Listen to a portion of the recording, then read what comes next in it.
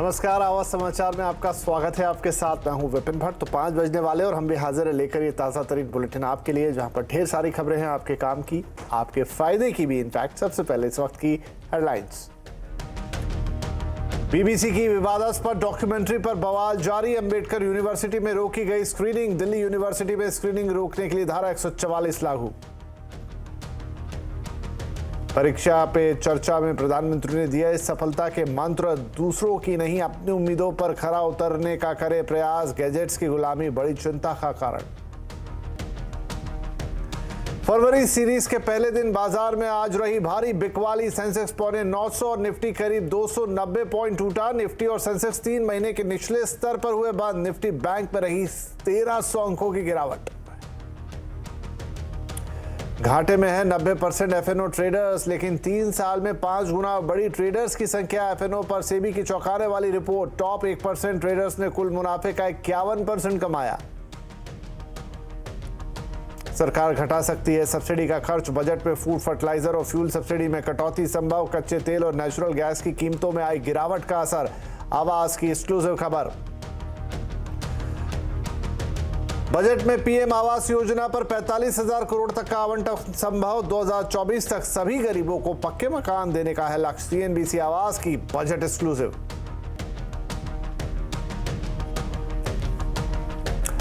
लेकिन इन ढेर सारी खबरों के बीच सबसे पहले बात करेंगे मार्केट की, क्योंकि फरवरी सीरीज के पहले दिन बाजार में आज भारी बिकवाली रही। निफ्टी और सेंसेक्स 3 महीने के निचले स्तर पर गिर गए।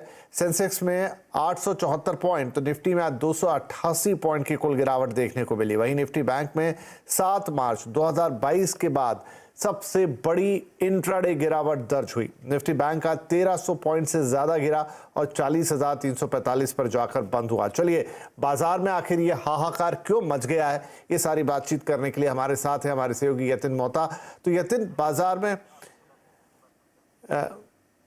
चलिए, तो हम यतिन से बातचीत करेंगे आगे, लेकिन बाजार में जैसा हमने आपको बताया कि भारी गिरावट है और सेंसेक्स निफ्टी में चौतरफा गिरावट। सारे सेक्टोरियल इंडेक्स यहां गिरते हुए नजर आए और सबसे बड़ी बात कि जो बैंक इंडेक्स होता है जिस पे नजर होती है वो तो 1300 पॉइंट से ज्यादा गिरता हुआ नजर आया है। लेकिन एफएनओ पर सेबी ने भी एक चौंकाने वाली रिपोर्ट जारी की है, जिसमें बताया है कि 90% एफएनओ ट्रेडर्स घाटे में रहते हैं। आखिर ऐसा क्या होता है एफएनओ ट्रेडिंग में कि उसको करना तो हर कोई चाहता है लेकिन अंत में घाटा पाता है? पूरी डिटेल समझाने के लिए हमारे साथ है हमारे सहयोगी आशीष वर्मा। आशीष, बताइए सेबी की रिपोर्ट क्या कहती है? जी हाँ, दरअसल मार्केट रेगुलेटर सेबी की एक बहुत इंटरेस्टिंग रिपोर्ट आई है सामने। एक स्टडी है जो इनकी विंग ने करी है, जिसमें इन्होंने एफएनओ ट्रेडर्स का प्रॉफिट और लॉस का एनालिसिस सामने रखा है। पिछले 3 साल FY19 से लेकर FY22 के बीच में इंडिविजुअल इन्वेस्टर्स की ट्रेडिंग पैटर्न्स को समझा गया, उसको एनालाइज किया गया और बड़े इंटरेस्टिंग फैक्ट सामने आए हैं।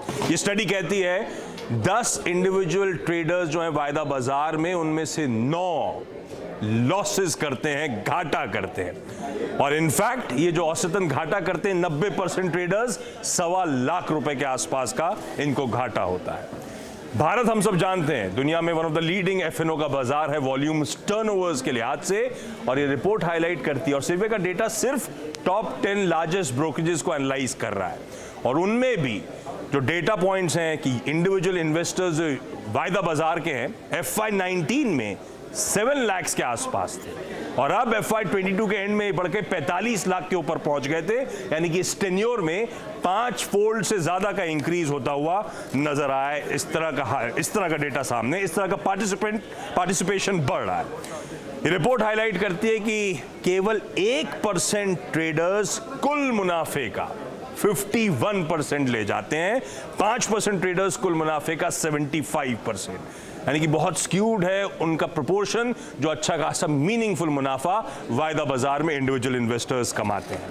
रिपोर्ट फर्दर ऐड करती है 89 ऑप्शंस का डेटा अलग से जो मेंशन करा गया, 89% इंडेक्स ऑप्शंस के ट्रेडर्स पैसा खोते हैं, 82% स्टॉक ऑप्शंस के ट्रेडर्स पैसा गवाते हैं और ये जो पैसा गवाते हैं 66 से 77 हजार रुपए के बीच इनके लॉसेस सामने आए हैं।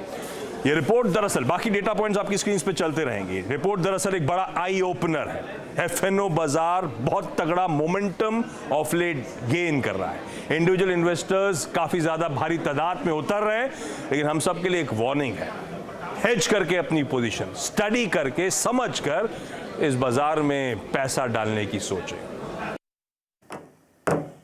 जी शुक्रिया। तो सेबी की रिपोर्ट आंख खोलने वाली है। एफएनओ सबको बहुत अट्रैक्ट करता है, लेकिन इतना आसान नहीं है, अंत में घाटा लगता है। तो सोच समझ के करना है जो भी कुछ करना है, और सीएनबीसी आवाज पर हमेशा आपको एक अच्छी राय देने की कोशिश की जाती है, ताकि आप संभल कर बाजार में सही तरीके से उसकी अंडरस्टैंडिंग के साथ किसी भी तरह का ट्रेड करें। चलिए बाजार की बात कर रहे हैं तो फिर से लौटते हैं। यतिन अब हमारे साथ जुड़ गए। तो यतिन, आज बाजार के लिए दिन काफी खराब रहा, बड़ी गिरावट, और बैंक निफ्टी में तो जोरदार इंट्राडे गिरावट देखने को मिली। तो ये सब बाजार की स्थिति तो काफी अच्छी नहीं है। कहां सबसे ज्यादा मार पड़ी और क्या कुछ हरे निशान में भी देखने को मिला आज? देखिए, अगर हम निफ्टी की बात करें या निफ्टी 500 की बात करें तो टॉप लूजिंग लिस्ट में आपको अदानी ग्रुप के शेयर्स ही दिखेंगे। गेनिंग साइड की सबसे पहले बात करते हैं, क्योंकि आज टाटा मोटर्स और बजाज ऑटो ये दोनों ने ही जबरदस्त रिजल्ट रिएक्शन दिए। अच्छे नतीजों बाद दोनों ही शेयर्स में आपको 6% की तेजी दिखी। डॉक्टर रेड्डीज में भी यही हुआ, लगभग 3% की तेजी अच्छे रिजल्ट्स के बाद। और आईटीसी आज एफएमसीजी काउंटर्स में से 2% ऊपर था। जैसे कि मैं पहले कह रहा था, अगर हम अदानी एंटरप्राइजेज और अदानी पोर्ट्स की बात करें तो ये निफ्टी की 2 कंपनियां हैं जहां जबरदस्त डबल डिजिट सेलिंग आपको आती हुई दिखाई पड़ी। इनफैक्ट इंट्राडे में 20% से ज्यादा की गिरावट अदानी एंटरप्राइज और अदानी पोर्ट्स में आज दर्ज हुई। एसबीआई जो आपको 2 दिन पहले भी 5% गिरता हुआ नजर आया, आज भी यहाँ 5% का करेक्शन। और आईसीआईसीआई बैंक रिजल्ट्स के बाद हमने देखा अच्छे रिजल्ट्स थे, लेकिन रिजल्ट्स के बाद यहाँ भी करेक्शन जारी है। अगर हम वायदे बाजार की बात करें या मिड कैप शेयर्स की बात करें तो max health care, Emami tube investments जैसे शेयर्स बहुत अच्छी तेजी के साथ बंद हुए। अशोक लेलैंड भी एक काउंटर ऐसा था वायदे बाजार में जो बेहतरीन तरीके से ट्रेड करता हुआ दिखाई दिया। लूजिंग एंड पे obviously Adani total, Adani Wilma जैसे शेयर्स थे, लेकिन दूसरे शेयर्स जहां आपको गिरावट दिखी, डिक्सन टेक्नोलॉजीज वीक गाइडेंस, जिसके बाद स्टॉक में लगभग 25% का intraday fall. HPCL, bank of India और टोरेंट पावर दूसरे शेयर्स हैं जहां दबाव दिखा गया। चलिए, तो ये आज रही बाजार की स्थिति और भारी गिरावट का शिकार हुआ आज बाजार। इधर बजट पर बाजार की निर्भरता घट रही है, ये कहना है मैक्स लाइफ इंश्योरेंस के डायरेक्टर और सीआईओ मिहिर वोरा का। वहीं साथ ही मिहिर वोरा ने निवेशकों को इक्विटी और फिक्स्ड इनकम के बीच संतुलन बनाए रखने की सलाह दी है। ग्लोबल जो माहौल था इतना बुरा नहीं है और इंडिया ने काफी हद तक आउट परफॉर्म किया था, खास करके जो हमारे बड़े सेक्टर्स हैं, बैंकिंग जो ऑलमोस्ट 35-40% वेटेज रखता है इंडेक्स में, तो उसमें मेरे ख्याल से सबसे ज्यादा बिकवाली आ रही है। जिस तरह से हम ट्रेंड देखें लास्ट काफी सारे सालों का, तो बजट जो है काफी नॉन इवेंट होते जा रहा है अच्छी तरह से। ये अच्छी बात है कि हमने जो डायरेक्ट टैक्सेस रेजिम है, इनडायरेक्ट टैक्सेस का जो रेजिम है वो काफी अभी स्टेबल हो चुका है। तो बजट में पर से कोई बड़े बिग बैंग अनाउंसमेंट्स हमने देखे नहीं है लास्ट काफी सालों में, और वो अच्छी बात है कि एक स्टेबिलिटी है, पॉलिसी स्टेबिलिटी है। कंसिडरिंग के इक्विटी वॉलेटाइल होने की उम्मीद है ये साल, मेरे ख्याल से पॉजिटिव रिटर्न्स तो देगी, लेकिन वॉलेटिलिटी के साथ देगी, और फिक्स्ड इनकम में अट्रैक्टिव यील्ड्स बन रहे हैं। तो अगर 1 से 2 साल का अगर व्यू है तो मेरे ख्याल से एक बैलेंस रखना चाहिए, न पूरा इक्विटी में जाए न पूरा फिक्स्ड इनकम में जाए। I would say 50-50। और अब बात करेंगे बजट की। 1 फरवरी को पेश होने वाले बजट में सरकार फूड, फर्टिलाइजर और फ्यूल सब्सिडी में कटौती कर सकती है। इसके पीछे क्या बड़े कारण हैं, ये बताने के लिए अब हमारे साथ जुड़ रहे हैं हमारे economic policy editor Lakshman Roy. तो लक्ष्मण, सरकार के ऊपर दबाव है कि वो जितनी सब्सिडीज उन्होंने दे रखी है उनको कटौती करे, क्योंकि पहले दबाव था कि वो सब्सिडीज दें। क्या बैलेंस बिठाने की कोशिश होगी इस बजट में? दरअसल अब से कुछ महीने पहले तक ऐसा लग रहा था कि सरकार के ऊपर सब्सिडी बढ़ाने का काफ़ी ज़्यादा दबाव है, लेकिन अब जो हालात बदले हैं उसको देखते हुए सरकार इस बजट में कई सारी सब्सिडी में कटौती करती हुई दिख सकती है आपको। इसमें सबसे ज़्यादा कटौती आपको फर्टिलाइज़र सब्सिडी, फूड सब्सिडी और फ्यूल सब्सिडी में होती हुई दिख सकती है। और दरअसल इसके पीछे वजह भी है। जब हम सब्सिडी में कटौती की बात कर रहे हैं तो इसका मतलब ये हुआ कि चालू कारोबारी साल में जिस सेक्टर में जितनी सब्सिडी सरकार ने दी है उसके मुकाबले अगले कारोबारी साल के लिए सरकार आवंटन कम कर सकती है, यानी घटा सकती है। मिसाल के तौर पर आप फर्टिलाइजर सब्सिडी के लीजिए, चालू कारोबारी साल में करीब 2.2 लाख करोड़ रुपए फर्टिलाइजर सब्सिडी खर्च होने का अनुमान है। लेकिन अब जाके जिस तरीके से कच्चे तेल की कीमतों में स्थिरता आई है, नेचुरल गैस की कीमतों में स्थिरता आई है, फर्टिलाइज़र बनाने के लिए कच्चे माल का जो इंपोर्ट होता था उसकी कीमतें काफ़ी हद तक कम हुई है। इसको देखते हुए सरकार अगले कारोबारी साल के लिए फर्टिलाइज़र सब्सिडी चालू कारोबारी साल के मुकाबले घटा सकती है और ये आवंटन 1.2 से लेकर 1.5 लाख करोड़ रुपए के आसपास रहने का अनुमान है।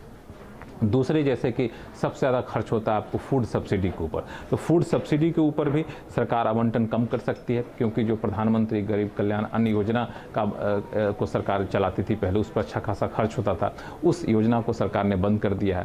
हालांकि पुरानी स्कीम के तहत मुफ्त अनाज देगी, लेकिन उस पर बहुत खर्च नहीं आने वाला, मुश्किल से 15,000 करोड़ रुपये खर्च होने वाला है। तो चालू कारोबारी साल में जहाँ फूड सब्सिडी 2.7 लाख करोड़ रुपये होने का अनुमान है, तो अगले कारोबारी साल के लिए मुश्किल से 2 लाख करोड़ रुपये के आसपास रखने का अनुमान सरकार पेश कर सकती है, उसका आवंटन कर सकती है। इस तरीके से फ्यूल सब्सिडी में सरकार कटौती कर सकती है और इन सब का फायदा ये होगा कि सरकार को फिस्कल डेफिसिट को काबू में रखने में काफी हद तक मदद भी मिलेगी। जी, बहुत शुक्रिया लक्ष्मण इस जानकारी के लिए। इधर बजट में प्रधानमंत्री आवास योजना के लिए बड़ा आवंटन देखने को मिल सकता है। सूत्रों के मुताबिक सरकार 2024 तक ग्रामीण इलाकों में करीब 84 लाख घरों का लक्ष्य रखेगी। इसके लिए 40,000 करोड़ से ज्यादा का बजट रखा जा सकता है। डिटेल के साथ जुड़ गए हैं हमारे संवाददाता आलोक प्रियदर्शी। तो आलोक, प्रधानमंत्री आवास योजना को लेकर बजट में क्या तैयारियां हैं? बिल्कुल, देखिए 2024 तक गरीबों के सर पर पक्का छत देने के लक्ष्य को पूरा करने के लिए सरकार कर सकती है बजट में ऐलान। सीएनबीसी आवाज को सूत्रों से जानकारी मिली है कि प्रधानमंत्री आवास योजना के तहत ग्रामीण इलाकों में कुल 84 लाख घरों को पूरा करने के लिए सरकार बजट में करीब 40 से 45 हजार करोड़ रुपए को एलोकेट कर सकती है। आपको याद होगा पिछले साल बजट में सरकार ने 48,000 करोड़ रुपए का भारी भरकम एलोकेशन किया था, लेकिन 2024 तक बाकी बचे हुए मकानों को पूरा करने के लिए लक्ष्य बढ़ा दिया गया था और इसके तहत ग्रामीण इलाकों में करीब 3 करोड़ मकान बनने थे, जिसमें से अभी तक जो दिसंबर के ताज़ा आंकड़े आए हैं उसमें से करीब 2 करोड़ से ज़्यादा मकान बन चुके हैं और करीब 2.5 करोड़ मकान के लिए मंजूरी केंद्र सरकार दे चुकी है। हालांकि इसके लिए फंड की कमी हर जगह से आ रही है, लिहाजा सरकार इस फंड की कमी को पूरा करने के लिए इस बार भी बजट में बड़ा एलोकेशन करीब कर सकती है और ताकि जो 2024 के पहले जो सरकार का लक्ष्य है कि 3 करोड़ गरीबों को ग्रामीण इलाकों में मकान देना है, पक्का छत देना है, साथ साथ उसके साथ बुनियादी सुविधाएं जैसे बिजली और पानी जैसी सुविधाएं देनी है, उन तमाम चीज़ों को पूरा करने के लिए इस बार बजट में एक बार फिर से प्रधानमंत्री आवास योजना को बड़ा एलोकेशन मिल सकता है। शुक्रिया आलोक इस जानकारी के लिए। इधर बजट से मिडिल क्लास और बाजार की क्या उम्मीदें हैं, आज बजट अड्डा करेंगे शाम 7:57 पर। बड़ी चर्चा होगी बजट से क्या रखता है एक आम आदमी उम्मीद, बजट अड्डा। और सबसे बड़ी उम्मीद, क्या टैक्स होगा कम? वेलकम बैक, आप देख रहे हैं आवाज समाचार और अब हम कुछ और खबरों का रुख करते हैं। यहाँ पर बात करें कि कांग्रेस की जो भारत जोड़ो यात्रा है जम्मू कश्मीर के बनिहाल में, वो रोक दी गई है। कांग्रेस का आरोप है कि सुरक्षा नहीं मिलने की वजह से यात्रा को रोका गया, मतलब यात्रा खुद कांग्रेस ने रोकी है। सुरक्षा मिलते ही यात्रा को दोबारा शुरू किया जाएगा। भारत जोड़ो यात्रा 30 जनवरी को श्रीनगर में खत्म होनी है। कांग्रेस के पूर्व अध्यक्ष राहुल गांधी ने प्रशासन से अपील करते हुए कहा कि अगले 2 दिन सुरक्षा में चूक नहीं होनी चाहिए।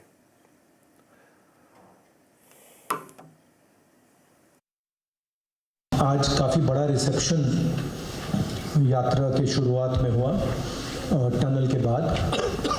टनल के बाद जो पुलिस अरेंजमेंट था वो बिल्कुल कोलैप्स कर गया और जो पुलिस वाले क्राउड को कंट्रोल करते हैं, रस्सियों को मैनेज करते हैं, वो या चले गए या दिखे नहीं। तो मेरी जो सिक्योरिटी डिटेल थी उन्होंने हमें कहा कि हमें आगे नहीं चलना चाहिए, इसलिए हम नहीं चल पाए।